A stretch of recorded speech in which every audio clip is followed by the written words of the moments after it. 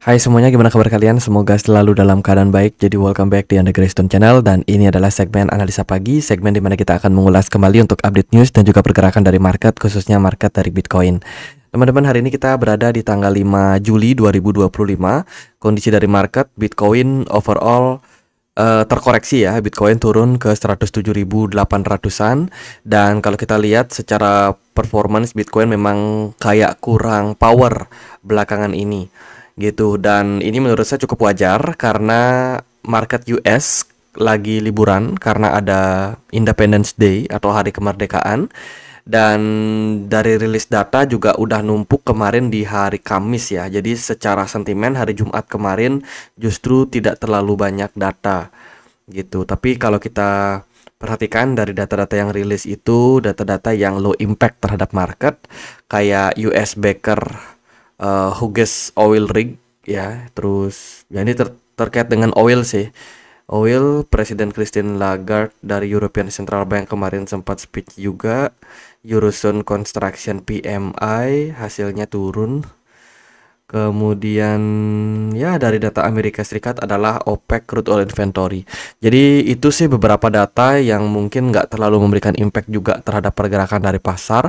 Kemarin dolar kembali melemah. S&P 500 ditutup positif ya pada perdagangan tanggal 3 Juli kemarin, 2 hari yang lalu. Sementara Bitcoinnya mulai terkoreksi turun setelah bertahan kuat di kisaran level 108.000. Kini tiba waktunya untuk pergerakan Bitcoin mengalami koreksi. Bitcoin dominance menguat, otomatis altcoin tertekan di perdagangan kemarin dengan pergerakan dari total tree yang juga bisa dibilang mengalami arus keluar gitu. Oil turun juga teman-teman. Jadi pergerakan dari market tentu saja ini karena tidak disupport oleh market US ya. Market US sudah libur. Jadi kita mungkin baru akan mendapatkan liquidity yang lebih besar itu di hari Minggu menjelang hari Senin. Menjelang penutupan weekly time frame itu biasanya akan kembali market US aktif ya, dan tentu saja bisa memberikan impact terhadap market. Jadi ibaratnya hari Jumat, hari Sabtu, bahkan hari Minggu pagi itu mungkin masih dalam kondisi liburan gitu. Jadi trader-trader besar, institusi besar juga banyak yang ambil cuti dulu, libur dulu, seperti itu. Jadi market mungkin nggak akan terlalu gerak di tanggal-tanggal tersebut. Nah, di sini sudah ada banyak berita yang tentu saja penting buat disampaikan. Kita akan mulai aja pembahasannya. Sebelumnya aku mau informasikan dulu ya, mumpung marketnya lagi koreksi. Jadi ada campaign kejar keberuntungan dengan total hadiah sampai 50 juta rupiah dari toko kripto. Caranya gimana? Dari periode 2 Juli sampai 23 Juli, teman-teman bisa memaksimalkan momentum ini ya untuk mendapatkan tiket undian gitu. Jadi dengan teman-teman melakukan trading minimum 1,5 juta rupiah, teman-teman bisa berpeluang mendapatkan satu tiket undian yang akan diundi di akhir event ini. Hadiah ini hanya bisa teman-teman dapetin kalau teman-teman trading menggunakan pair USDT, EDR, dan juga Bitcoin. Ya, teman-teman bisa dapetin double tiket jika teman-teman melakukan trading setiap Sabtu dan Minggu. Gitu. Nah, cara ikutin campaign-nya gimana? Teman-teman tinggal melakukan trade aja. Tadi sudah disampaikan dengan semua pair, ya, dengan minimum tradingnya itu sekitar 1,5 juta. Jadi kalau dipakai dolar itu sekitar $100 per trade kalian. Gitu, nanti akan diakumulasikan tuh berapa jumlah trading kalian ya. Jangan lupa juga untuk melakukan registrasinya, input kalian punya user ID, dimana user ID ini teman-teman bisa dapetin kalau teman-teman sudah melakukan KYC di toko kripto. Jadi buat yang tertarik untuk ikutin campaign ini, mumpung marketnya lagi koreksi, bisa daftar toko kripto dulu ya. Link pendaftarannya aku sediakan di kolom deskripsi. Link formnya juga sudah aku sediakan di description box. Kemudian klik kirim. Oke, kita akan lihat dari beberapa berita pada market. Yang pertama, Amerika Serikat mengancam Uni Eropa akan mengenakan tarif produk makanan ya sampai 17% kalau mereka tidak segera menyepakati deadline di tanggal 9 nanti. Gitu. Saat ini Uni Eropa dikenakan tarif pajak baseline 10%.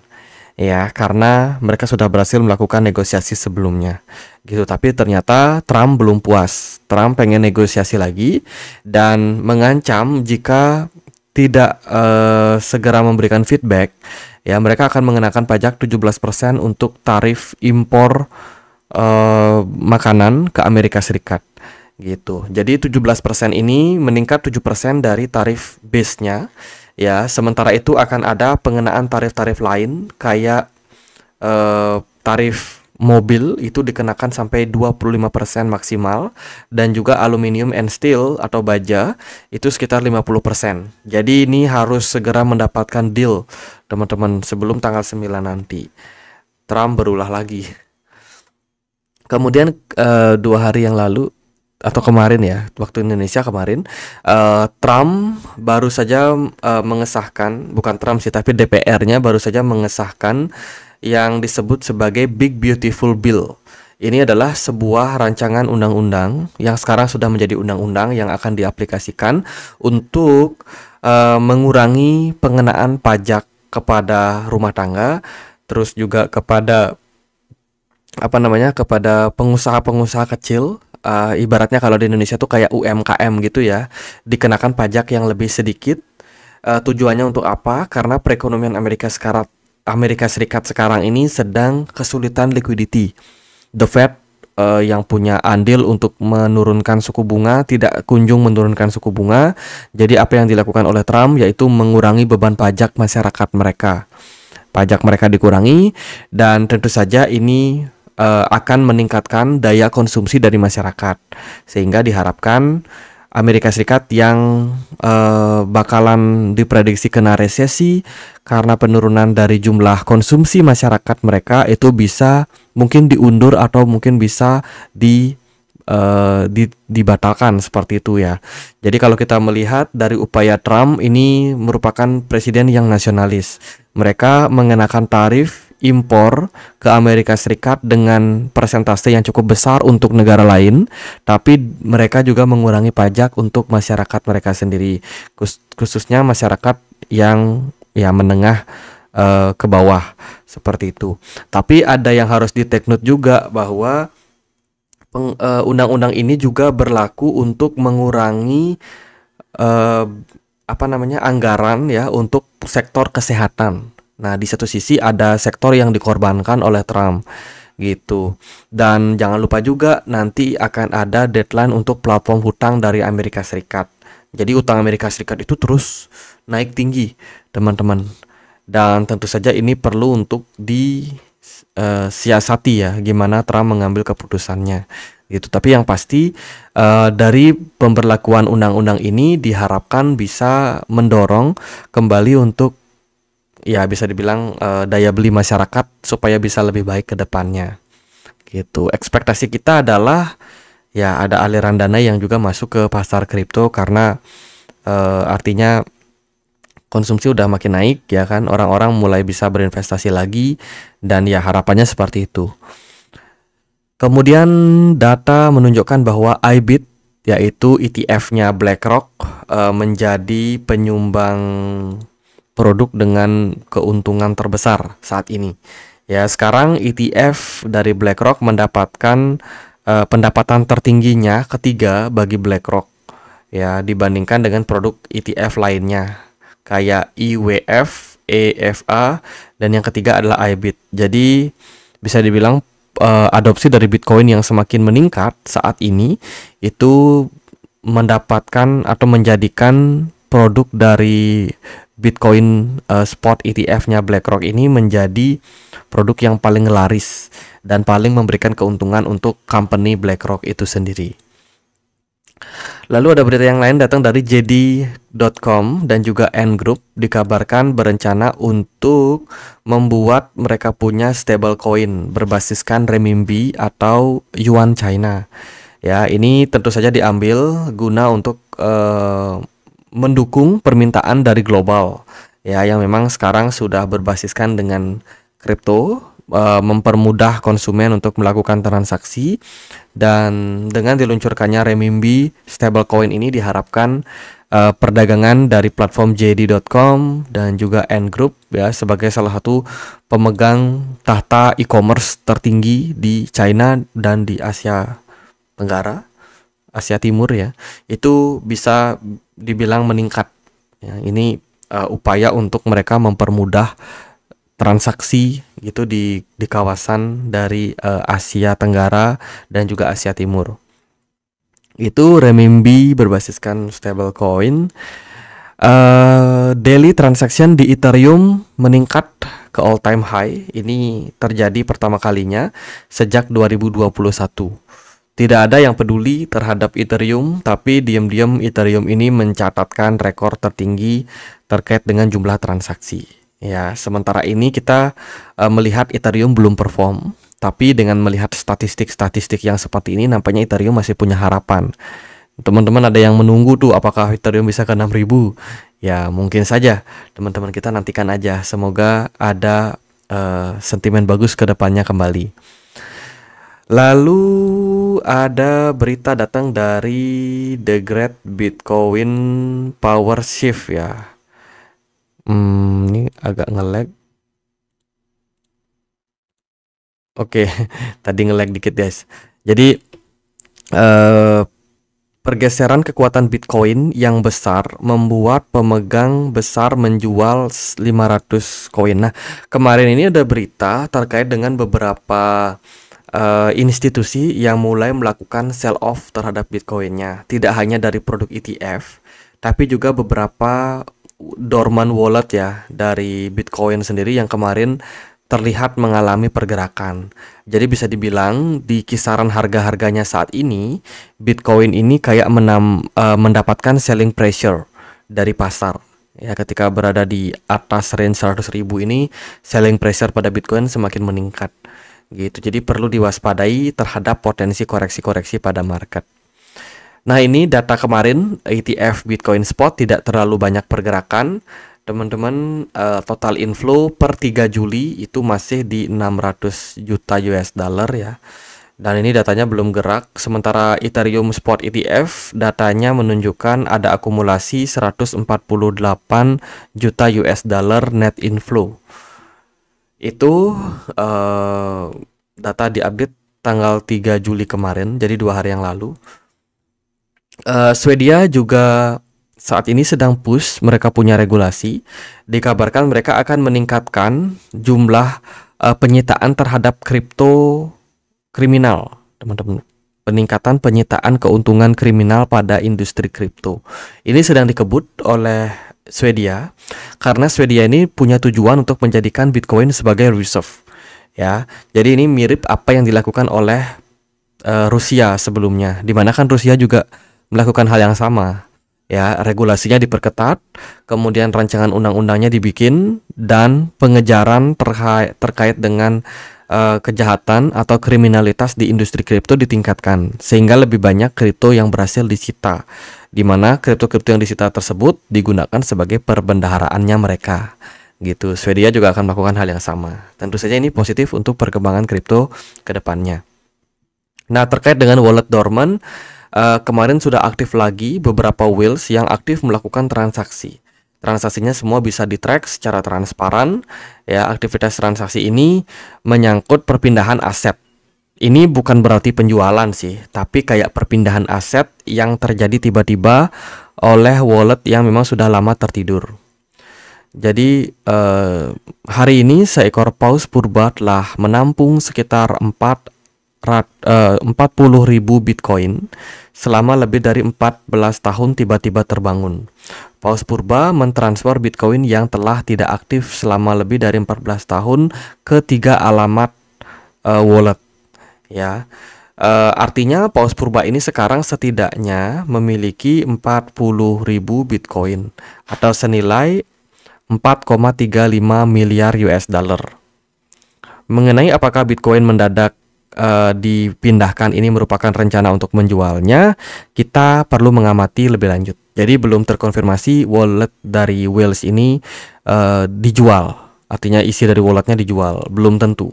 Ya, mereka hanya memindahkan walletnya saja. Terus ada berita juga dari Ondo Finance terkait dengan resmi membeli sebuah broker yang sudah terregulasi dengan SEC, yaitu Oasis Pro, untuk dorongan saham tokenisasi Amerika Serikat. Wow, menarik ya, Ondo Finance beli perusahaan lain teman-teman. Dan ini tentu saja merupakan sebuah perkembangan yang bagus mengenai dengan prospek dari Ondo Finance. Berarti company-nya berhasil menghasilkan profit ya, sehingga dia bisa mengakuisisi perusahaan lain. Lalu terkait dengan World Liberty Financial Token. Nah, ini bakalan dikebut supaya tokennya bisa segera didistribusikan dan juga diperdagangkan. Nah, ini berita yang bagus tentu saja untuk pengembangan dari proyek yang dibangun oleh keluarga Trump, terafiliasi dengan keluarga Trump. Seperti itu. Dan ya, kita akan nantikan kapan tokennya bisa benar-benar diperdagangkan. Oke. Itu tadi beberapa berita yang perlu teman-teman perhatikan. Lalu gimana pergerakan dari Bitcoin? Overall Bitcoin hari ini low volume, smart money-nya kosong, pergerakan mengalami koreksi. Beberapa teman-teman mungkin panik, tapi menurut saya ini peluang teman-teman buat akumulasi. Gitu. Kalau kita melihat secara performance Bitcoin di daily time frame overall sih nggak ada masalah. Cuman hari ini kita butuh melihat closing daily time frame. Harapannya Bitcoin hari ini nggak closing di bawah dari 108.500 ya. Semoga Bitcoin bisa closing di atasnya. Sebab hari-hari ini mungkin akan menjadi hari yang cukup ya bisa dibilang challenging lah untuk kita semua. Kenapa? Karena kita mempertimbangkan nih pergerakan Bitcoin kemungkinan ada manipulasi impact daripada liquidity yang cenderung rendah sekarang ini gitu. Karena apa? Market US masih libur, teman-teman. Kita khawatirkan ini ada manipulasi yang bisa menyebabkan flip pada market. Tapi tentu saja nanti yang paling menentukan adalah kemana Bitcoin di weekly time frame. Ya, daily time frame mungkin bisa kayak ngeprank, tapi weekly time frame adalah menjadi konfirmasinya. Selama weekly time frame Bitcoin itu berhasil close di atas dari 108.500, itu masih bakalan menjadi indikator bahwa Bitcoin ini bakalan berpeluang rally lanjut ya ke level-level di atasnya gitu. Potensial create new all time high gitu. Dan menurut saya ini adalah momentum yang bagus buat akumulasi dari pasar. Lalu kemana kira-kira pergerakan Bitcoin berpotensi? Kita ambil aja data dari liquidation heatmap. Nah, sebelumnya untuk yang sudah kena liquid itu sementara dari long position sebanyak 178 juta US dollar. Dan kalau kita lihat dari liquidation heatmap, demand itu baru akan banyak di kisaran 106.600. Nah, jadi sebenarnya masih ada kemungkinan pergerakan Bitcoin turun sampai 106.600 ya, untuk menjemput demand order book yang ada di bawah gitu. Ini worst case skenario aja sih, teman-teman. Siapa tahu Bitcoin memang beneran dikasih diskon lebih dalam ya, turun ke kisaran level ini. Teman-teman bisa manfaatkan buat akumulasi di area tersebut. Gitu. Itu apakah kemungkinan Bitcoin bisa reversal di harga sekarang? Tentu saja mungkin, teman-teman. Karena kita cuma butuh koreksi beberapa tick aja di bawah ya, before akhirnya Bitcoin menentukan mereka masih bakalan lanjut rally atau mengkonfirmasi ini merupakan sebuah fake out gitu. Jadi ya, yang nunggu-nunggu koreksi kapan bisa masuk, momentumnya mungkin hari ini. Dan juga bila Bitcoin turun lagi sampai ke kisaran level 106.500 buat jemput liquidity di sini. Kapan kita harus waspada terkait dengan penurunan lebih lanjut? Kalau Bitcoin sampai turun ke 105.000. Jadi don't forget to stop loss. Let's say kalau pergerakan Bitcoin turun di bawah 105.000 gitu. Kalau bisa turun sampai level tersebut sih kemungkinan Bitcoin masih bisa turun lagi ke 104.000 juga. Di sana ada area support. Gitu. Jadi ini adalah momentum yang menarik buat teman-teman perhatikan. Either teman-teman bisa dapat harga murah atau teman-teman bakalan melewatkan momentum yang mungkin nggak akan lama ini, mungkin 1-2 hari aja. Gitu. Jadi saya rasa ini momentum positif. Gimana menurut teman-teman? Apakah Bitcoin bakalan lanjut bullish atau seperti apa? Kalau dari saya sih masih optimis ya. Masih optimis karena melihat candle closing 2 hari terakhir itu sangat positif pada Bitcoin, ditunjang juga oleh beberapa berita-berita dari makroekonominya yang cenderung positif. Tinggal gimana Bitcoin merespon. Ethereum belum perform ya, sejauh ini Bitcoin dominance masih menguat dan banyak altcoin yang belum perform, teman-teman. Oke, gitu aja buat update kali ini. Semoga videonya bisa bermanfaat. Teman-teman, kita punya komunitas diskusi di Telegram, tempat aku untuk update berita-berita terbaru. Buat teman-teman yang pengen untuk join, linknya di kolom deskripsi. Nah, ini udah pada nunggu update ya. Sorry banget teman-teman, videonya baru kita rilis mungkin 30 menit ya. 30 menit lagi lah. Oke, gitu aja. Sekian akhir kata saya Andre, makasih.